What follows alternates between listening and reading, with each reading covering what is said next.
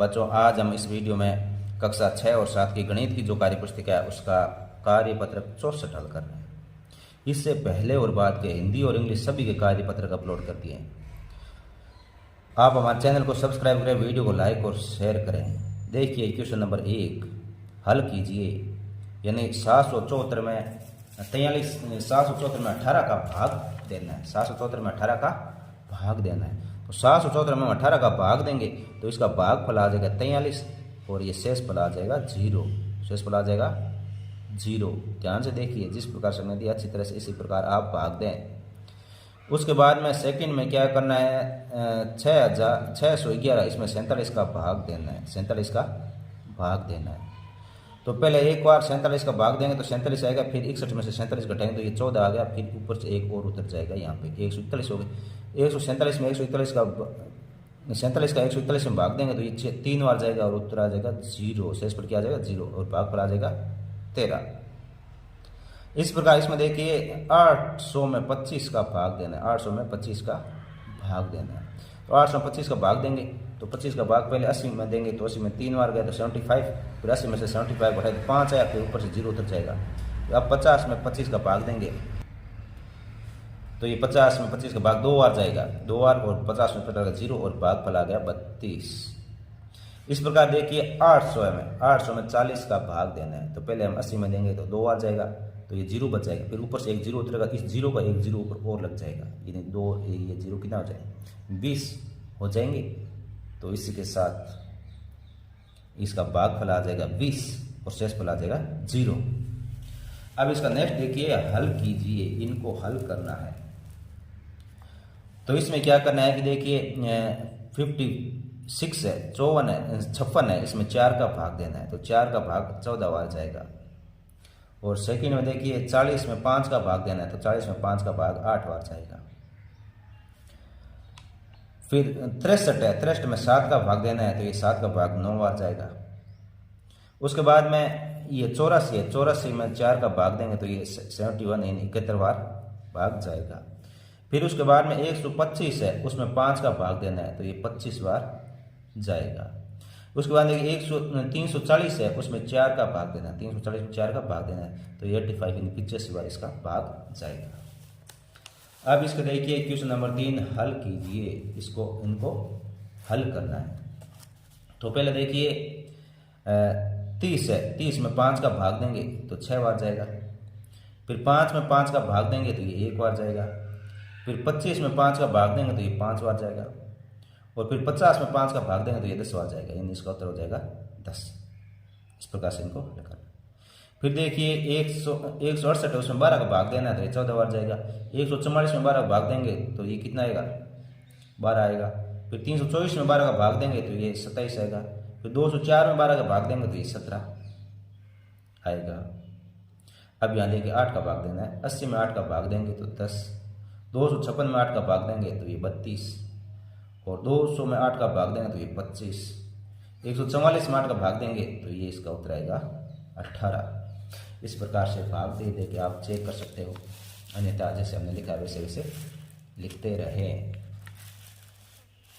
इसके बाद में क्वेश्चन नंबर 4। इसमें देखिए पहला क में 45 में 9 का भाग देना है। 45 में 9 का भाग देना है तो 45 में 9 का भाग 5 बार जाएगा और शेषफल 0। इस प्रकार 136 में 4 का भाग देना है तो 136 में 4 का भाग 34 बार जाएगा और भागफल आएगा 0। इसके बाद नेक्स्ट देखिए 237 में 5 का भाग देना है तो ये 47 भागफल आएगा और शेषफल 2 आ जाएगा।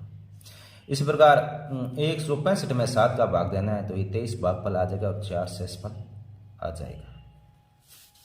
इसके बाद में नेक्स्ट क्वेश्चन नंबर 5। जंगल में होने वाली छलांग दौड़ में भाग लेने के लिए मिंटू मेंढक, चिंकू खरगोश और मीतू बंदर पहुंचे। मिंटू मेंढक एक छलांग में 4 सीढ़ियाँ चढ़ता है तो वह 24 सीढ़ियाँ चढ़ चुका है। उसने कितनी छलांग लगाई? तो एक छलांग में 4 सीढ़ी चढ़ता है तो 24 सीढ़ियों चढ़ा, इसका मतलब 24 में 4 का भाग देंगे मतलब 6 छलांग लगा चुका है वो। और इस बार में नेक्स्ट है चिंकू एक छलांग में 5 सीढ़ी चढ़ता है। चिंकू अब तक वह 65 सीढ़ियाँ चढ़ चुका है, वह कितनी छलांगों में यहाँ तक पहुँचेगा? तो 65 में 5 का भाग देंगे। 65 में 5 का भाग देंगे तो ये कितना आ जाएगा 13 आ जाएगा, यानी 13 छलांगों में ये यहाँ तक पहुँचा है। 13 छलांग लगाई तब 65 पहुंचा, क्यों एक छलांग में 5 पहुंचेगा तो 13 छलांगों में 65 सीढ़ियां चढ़ जाएगा। इसी के साथ बच्चों ये कार्यपत्रक कंप्लीट हो चुका। कार्यपत्रक 65 हल कर रहे हैं। देखिए इसमें क्वेश्चन नंबर 1 भाजकता के नियम लिखे हैं। पहले 3 की भाजकता का नियम, यानी कोई संख्या 3 से कैसे भाज्य होगी, तो संख्या के अंकों का योग 3 से विभाजित होना चाहिए। संख्या के अंकों का योग 3 से विभाजित होना चाहिए। जैसे हमने लिखा 3, 3 और 3, ये 3 से विभाजित है या नहीं है, तो ये सीधा 3 का पता चल रहा है कि ये 3 3 का होगा, लेकिन इसका योग भी करके देखें तो भी ये 3 से विभाजित होगी। देखो 3 3 6 3 9 हो रहा है टोटल, और 9 में हम 3 का भाग देंगे तो ये 3 उत्तर आएगा। इसका मतलब ये 3 से विभाज्य है। अगर संख्या ऐसी आ जाए 4 2 3, ये भाज्य है या नहीं 9 से, तो हम इनका योग करेंगे। 4 और 2 6, 6 और 3 9, 9 हो रहा है, 9 में 3 का भाग जा रहा है, इसका मतलब 3 उत्तर आएगा। तो इसका मतलब क्या है, 9 में 3 का भाग जा रहा है, इनके अंकों का योग में 3 का भाग जा रहा है, इसका मतलब ये इसमें भी भाग जाएगा। तो इन 3 अंकों का अगर योग 3 से विभाजित है वो संख्या 3 से विभाज्य होगी। 6 की भाजकता का नियम क्या है, संख्या 2 और 3 से विभाजित होगी तो वह 6 से भी विभाजित होगी। 2 और 3 से विभाजित होनी चाहिए तो वह 6 से विभाजित होगी। 11 की भाजकता का नियम, संख्या के सम और विषम स्थान के अंकों का योग अंतर 0 होना चाहिए। सम और विषम स्थान पर अंकों का योग 0 होना चाहिए, या 11 से विभाज्य होनी चाहिए, या जो अंकों का जो अंतर है वो 11 से विभाज्य होना चाहिए। जैसे सम और विषम का मतलब ये है कि जैसे 1 2 3 4 लिखा है तो ये विषम है, इधर इस तरफ से करना है, ये विषम ये सम ये विषम ये सम, इस तरह से करना है।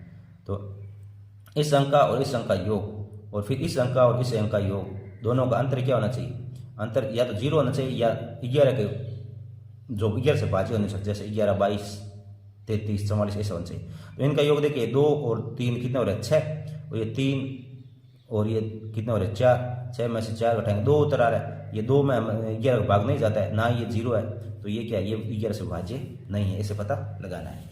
अब इसको देखिए क्वेश्चन नंबर 2, निम्नलिखित में से कौन सी संख्या 10 से विभाज्य है। तो 10 से विभाज्य होने के लिए क्या है, इकाई का अंक 0 होना चाहिए, इकाई का अंक 0 होना चाहिए। तो ये 0 है तो ये 10 से विभाज्य होगी, ये 0 नहीं है तो ये नहीं होगी, ये 0 है तो ये होगी, इसमें हाँ करना है। जो ना बाजी नहीं उसमें ना करना है। तो ये इसमें 0 नहीं है तो ये नहीं होगी, ये होगी, ये होगी क्योंकि 0 0 है। इनमें इसमें 0 तो ये होगी 10 से विभाज्य, ये 10 से विभाज्य नहीं होगी क्योंकि इकाई का अंक 0 नहीं है, और ये होगी क्योंकि इसमें इकाई का अंक 0 है। इसके बाद में क्वेश्चन नंबर 3 देखिए, निम्नलिखित में से कौन सी संख्या 2 से विभाज्य है। अपने उत्तर हाँ या ना में दे। तो 2 से विभाज्य होने के लिए इकाई का अंक क्या होना चाहिए, या तो 0 या 2 या 4 या 6 या 8 होना चाहिए।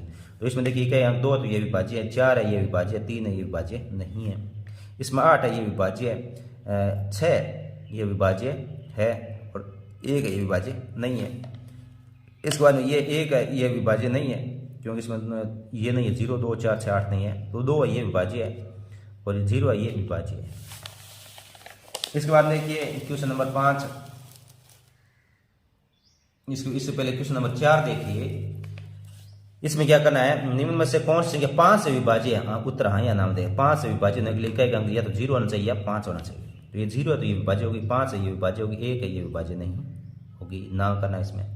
ये 2 है ये विभाज्य नहीं होगी और 0 है ये विभाज्य होगी, 0 है ये विभाज्य होगी, 5 है विभाज्य होगी, 0 है विभाज्य होगी, 2 है ये विभाज्य नहीं होगी 5 से। इसके बाद में क्वेश्चन नंबर देखिए 5 है, निम्न कथनों को सत्य और असत्य बताना है। सत्य के सामने सही का टिक लगाना है और असत्य के सामने क्रॉस लगाना है।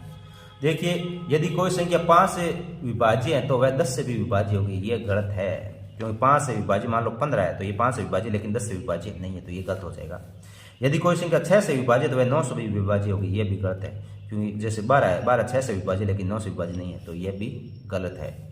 यदि कोई संख्या 8 से विभाज्य तो वह 2 व 4 से विभाज्य होगी, ये एकदम सही है। कोई संख्या 8 से विभाज्य है, कोई भी संख्या देख लेना, जैसे 8 16 32 ये सारे क्या 8 से विभाज्य और ये 2 और 4 से भी विभाज्य, ये सही है।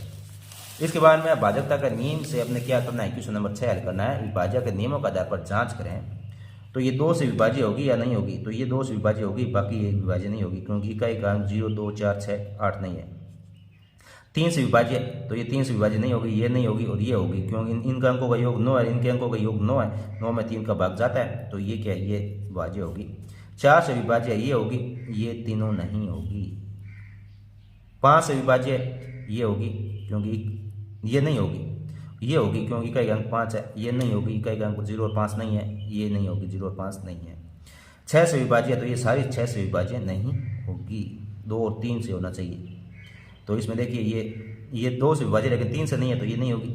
फिर ये 2 और 3 दोनों से नहीं है तो ये नहीं होगी। ये 2 से विभाजित नहीं है लेकिन 3 से विभाजित तो ये नहीं होगी, 6 इसलिए 6 से नहीं होगी। और इसमें ये 2 से नहीं है 3 से है तो ये नहीं होगी। 2 और 3 दोनों से होना चाहिए 6 में। और 8 में देखिए इसमें संख्या, ये जो संख्या है ये पहले वाले ये 8 से विभाज्य है, ये आगे तीनों विभाज्य नहीं है। 9 से विभाज्य तो ये तीनों विभाज्य नहीं है, ये विभाज्य है, ये विभाज्य है।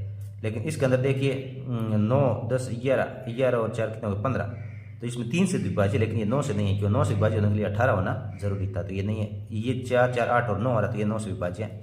10 से विभाज्य इनमें से एक भी नहीं, क्योंकि इकाई अंक 0 नहीं है तो एक भी नहीं है। 11 का तो ये तीनों नहीं है लेकिन ये 11 से विभाज्य, क्योंकि देखो 4 और 9 कितने होते हैं, 4 और 9 13 होता है। और 13 में से 20 वाला 2 घटाएंगे तो कितना आ रहा है, 11 आ रहा है। मतलब 11 में 11 का भाग जाता है तो ये 11 से विभाज्य होगी। इसी के साथ बच्चों ये कार्यपत्र कंप्लीट हो चुका है। धन्यवाद।